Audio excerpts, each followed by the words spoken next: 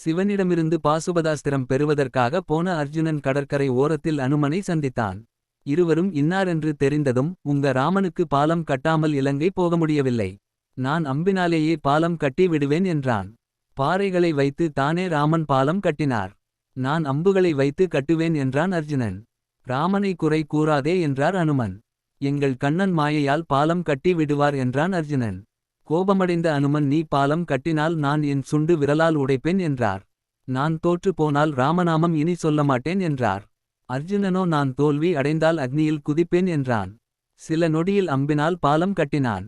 அனுமனோ ராமநாமம் சொல்லிக்கொண்டே பாலத்தை தொட பாலம் சுக்குநூறாக உடைந்தது. அர்ஜுனன் தீயில் சாட தயாரானதும் கண்ணன் வந்தான். தப்பான முடிவு எடுக்காதீர்கள், ஒருமுறை கூட போட்டி வைக்கலாம் என்றார்.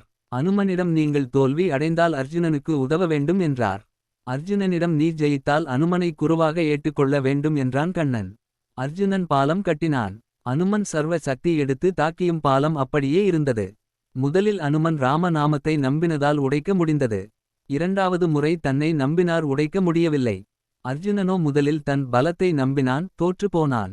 இரண்டாம் முறை கண்ணன் அருளியதால் வெற்றி அடைந்தான். ராமனும் கண்ணனும் ஒன்றுதான் என்று இருவர்க்கும் உணர்த்தினான் கண்ணன். கொடுத்த வாக்கிற்காக யுத்தத்தில் அர்ஜுனன் தேர்கொடியில் இருந்து அர்ஜுனனை காப்பாற்றினார் அனுமன்.